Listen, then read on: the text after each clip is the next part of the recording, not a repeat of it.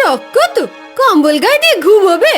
হবে না, যা ওই গোয়াল ঘর থেকে কিছু খড় নিয়ে যা, খড় গায়ে দিয়ে ঘুমাবি। এখন যা গিয়ে কাজগুলো আগে সেরে ফেল। অমিতের দুচোখ বেয়ে জল গড়িয়ে পড়ে। বাবা যদি অসুস্থ না হতো তাদের এত কষ্টে তারা দিন কাটাতো না।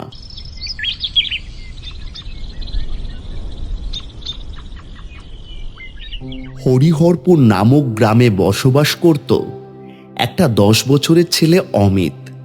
ওর মা নেই, বাবা আছে, কিন্তু বাবা বেশিরভাগ সময়টাই অসুস্থ থাকে, কাজকর্ম কিছুই করতে পারে না। অমিত লোকের বাড়িতে ছোটখাটো কাজ করে। এই ছেলেটার মনে অনেক কষ্ট, তবে ছেলেটা হাসি খুশি থাকতে বেশি পছন্দ করে। অগ্রহায়ণ মাস, শীতের শুরু। শীত তো এসে গেছে, বেশ জাঁকিয়ে পড়েছে, কম্বলটা বার করতে হবে। অমিত কম্বলটা টেনে বার করল, আর যা দেখল তাতে মাথা ঘুরে গেল। কম্বলগুলোর তলায় ইঁদুরে সংসার পেতেছে, কম্বল গোল করে কেটে দিয়েছে। এতে শীত আটকানো তো দূরের কথা, কিছুই হবে না। অমিত চিন্তায় পড়ে, এবার কি হবে? কম্বল ছাড়া এত শীতে থাকবো কি করে? অমিত চিন্তিত হয়ে পড়ে। অমিত গ্রামের জমিদার রতনবাবুর বাড়িতে ছোটখাটো কাজ করে। সেদিন কাজ করতে গিয়ে অমিত বলে, কিরে অমিত, কিছু বলবি? বলবো তো, অনেক কিছু। ব্যাপারটা হলো যে বাবু, আমাকে কিছু টাকা অগ্রিম দিতে পারবেন? বড় ঠান্ডা পড়েছে, কিন্তু আমাদের কম্বলটা ইঁদুরে নষ্ট করে দিয়েছে। না না না না, হবে না, হবে না। গিন্নিমাকে তো দেখলাম পুরনো কম্বলগুলো একধারে রেখেছে গুছিয়ে, ওখান থেকে একটা দিন না বাবু। যা বড় মাকে বল। এমন সময় ঘর থেকে বেরিয়ে আসে বড় মা। শক্ত তো, কম্বল গায়ে দিয়ে ঘুমোবে? হবে না, যা ওই গোয়াল ঘর থেকে কিছু খড় নিয়ে যা, খড় গায়ে দিয়ে ঘুমাবি। এখন যা গিয়ে কাজগুলো আগে সেরে ফেল। অমিতের দুচোখ বেয়ে জল গড়িয়ে পড়ে। বাবা যদি অসুস্থ না হতো তাদের এত কষ্টে তারা দিন কাটাতো না। অমিত সব কাজ সেরে বাড়ি ফিরে আসছিল। এমন সময় সে দেখে রাস্তার ধারে একটা গাছ থেকে অনেক তুলো পড়ে আছে। এত তুলো দিয়ে যদি আমি একটা কম্বল তৈরি করতে পারি তাহলে তো খুব ভালো হয়। অমিত বাড়িতে গিয়ে একটা বস্তা নিয়ে আসে। তারপর সেই বস্তায় করে তুলো ভরে আর বাড়ি নিয়ে যায়। সারা রাত জেগে সেই তুলো দিয়ে সে একটা ভালো দেখে কম্বল তৈরি করে। শীতে আর কষ্ট হবে না, আরাম করে ঘুমোয় সেদিন। অমিত পরের দিন সকালবেলা বাইরে যখন বসেছিল তখনই সেখানে উপস্থিত হয় এক বৃদ্ধ মহিলা। বাবা, কিছু খেতে দিবি? দুদিন ধরে কিছু খাইনি। অবশ্যই বুড়িমা, আমার এই ঘরে যা আছে তোমাকে আমি দেব। এই নাও, গুড় আর খই খাও। বুড়ি পরম তৃপ্তিতে খেতে থাকে। এদিকে বুড়ি যাওয়ার সময় অমিতকে বলে যায়, দেখো খোকা, আর একটা সাহায্য যদি করতে পারতে খুব ভালো হতো। আমার শীতে গায়ে দেওয়ার জন্য কোনো শীত বস্ত্র নেই। যদি একটা ছোট কম্বল পেতাম তাহলে চাপা দিতাম। তোমাদের ঘরে দেখতে পাচ্ছি একটা সুন্দর কম্বল আছে, আমাকে দেবে গো? আমারই তো একটা কম্বল, এটা তো আমি কালই তৈরি করলাম। দাও না বাবা, নয়তো এই বুড়িটা শীতকালে কাঁপতে কাঁপতেই কবে মরে যাবে। কিন্তু অমিত কিছুক্ষণ বসে ভাবে কি করবে। সে ঠিক করে উঠতে পারে না। তারপরে সে কম্বলটা বয়স্ক বুড়ি দিদাকে দিয়ে দেয়। আচ্ছা, এই নাও, আমি না হয় আর একটা তৈরি করে নেব। বয়স্ক মানুষ কম্বল পেয়ে আনন্দে চলে যায়। এদিকে অমিত রাত্রিবেলা আবারও বস্তা নিয়ে পৌঁছয় সেই গাছের তলায়, কিন্তু সেদিন তুলো গাছ থেকে একটা তুলো মাটিতে পড়ে না। শীতে কাঁপতে কাঁপতে অমিত ঘরে ফিরে আসে। অমিত ছেঁড়া কাঁথাটা তার বাবার গায়ে চাপিয়ে দেয়। নিজে সারা রাত কাঁপতে কাঁপতে শুয়ে থাকে। হঠাৎ ভোরবেলা অমিতদের ঘরে প্রবেশ করে সেই বুড়িমা। অমিত বাবা, অমিত বাবা। কে কে আপনি বুড়িমা, কিন্তু এত রাতে আপনি এখানে কি করছেন? আমি খুব খুশি হয়েছি তোমার সততা আর দয়ালু মন দেখে। তবে বাবা, তোমাকে দেখে আমার ভীষণ কষ্ট হচ্ছে, তাই তোমাকে আমি তোমার কম্বল ফেরত দিতে এসেছি। আর তাছাড়াও তুমি বলো, তুমি কি চাও? তোমার এই ভালো মন দেখে আমি তোমাকে 3টে বর দেব। আমাকে বর দেবে? মানে আমি যা চাইবো তাই পাবো? তবে আমি কি চাইবো? অমিত কিছুক্ষণ ভাবে, তারপর বলে, আমি চাই আমার বাবা দ্রুত সুস্থ হয়ে উঠুক। ঠিক আছে, আর দুটো বর তুমি কি কি চাও?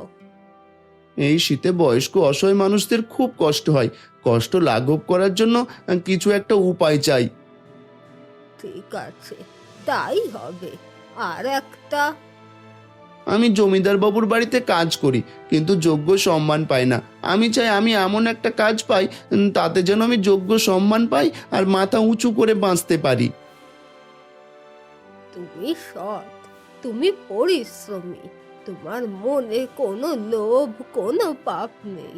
ঠিক আছে, তোমার সব ইচ্ছা পূরণ হবে, তবে তোমাকে কিন্তু বুদ্ধি খাটাতে হবে।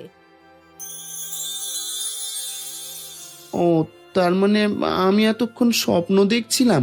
কিন্তু নিজের গায়ের দিকে তাকিয়ে চমকে ওঠে। তার গায়ে সেই নতুন কম্বল।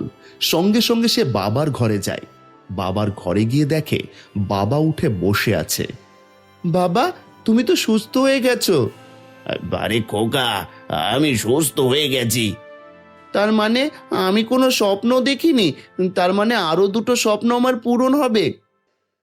অমিত ঘরের বাইরে এসে পুরো চমকে ওঠে। এ কি আশ্চর্য! আমার ঘরের বাইরে এতগুলো তুলো গাছ! বাবা, এত তুলো পড়েছে! খুব ভালো, আজকে রাতে এসে একটা কম্বল তৈরি করব। যাই যাই জমিদার বাবুর বাড়িতে কাজে যাই। অমিত জমিদার বাবুর বাড়িতে কাজে চলে যায়।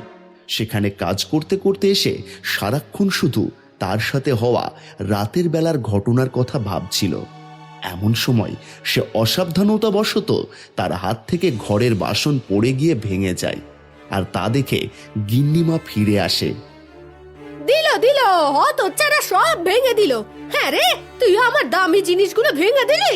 কোন দিকে মন থাকে তোর? ভুল হয়ে গেছে গিন্নিমা। ভুল হয়ে গেছে না? ভুল হয়ে গেছে এই বলে দিলেই সব হয়ে গেল? অসভ্য, বাজে, বদমাইশ ছেলে কোথাকার!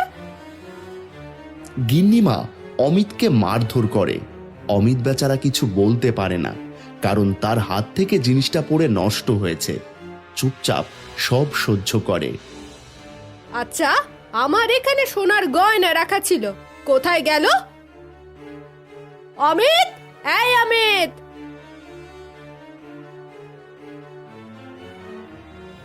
গিন্নিমা বলুন। আমার আসল জিনিসটা, মানে এখানে সোনার গয়না রাখা ছিল, তুই কি এখানে এসেছিলিস? তুই কি চুরি করেছিস? হ্যাঁ, আমি তো ঘর পরিষ্কার করতে ঢুকেছিলাম, কিন্তু আমি তো কোনো কিছুতেই হাত দিইনি। চোখের সামনে একটা ভালো সোনার গয়না দেখে তুই ছেড়ে দিবি? তুই এত সৎ!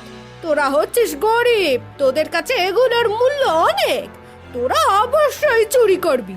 তুই চুরি করেছিস। আমার জিনিস আমাকে ফেরত দে, ফেরত দে বলছি। না না, আমি কিছুতে হাত দিইনি, আমি সত্যি বলছি, আমি কিচ্ছুতে হাত দিইনি। চোর, চোর, 1 নম্বরের চোর! গিন্নিমা অমিতকে চোর বলতে বলতে খুব মারতে থাকে। অমিত মার খায়। তারপর হঠাৎ গিন্নিমার চোখে পড়ে সেই সব জিনিস ঘরের এক কোণে দেওয়ালের কাছে পড়ে আছে। আরে, ওই তো আমার গয়না! এই রে, তোকে আমি শুধু শুধু মারলাম। আমি আপনাকে বলেছিলাম আমি এগুলোতে হাত দিইনি, আমি আর কখনো এই বাড়িতে কাজ করতে আসবো না। অমিত কান্না করতে করতে বাড়িতে চলে আসে। তার আজকে যতটা অপমানিত বোধ হয়েছে, তার থেকে বেশি লেগেছে মনে আঘাত। এতদিন যে বাড়িতে কাজ করেছে সেই বাড়ির লোকজন তাকে চোর অপবাদ দিয়ে তাড়ালোই ভেবে। সে ভাবতে ভাবতে বাড়ি চলে আসে। এসে দেখে তার বাবা বস্তায় করে তুলো ভরে রেখেছে ঘরের এক কোণে। কিরে বাছা, আজকে এত তাড়াতাড়ি চলে এলি? আমি আমি আজকে থেকে আর ওই বাড়িতে কাজ করতে যাব না বাবা। ও বাড়ির লোকজনেরা ভালো নয়, মানুষকে মানুষ ভাবে না, অপমান করে, মারধর করে, বিনা কারণে আজকে জানা তাই বলল। এবার তাহলে কি করবি? আমাদের সংসার চলবে কি করে? কিছু একটা করে নেব বাবা, অবশ্যই কিছু একটা করে নেব। অমিত চিন্তায় পড়ে যায়, কিন্তু রাত্রিবেলা বসে বসে সে একটা লেপ তৈরি করে।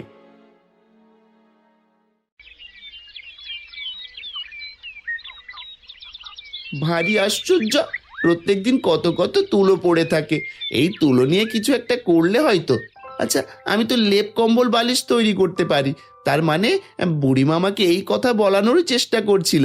বুড়িমা আমাকে একটা উপার্জনের পথ খুঁজে দিয়েছে। বাবা, বাবা, বেরিয়ে এসো, আমি পেরেছি। এবার থেকে আমাকে আর ভাবতে হবে না।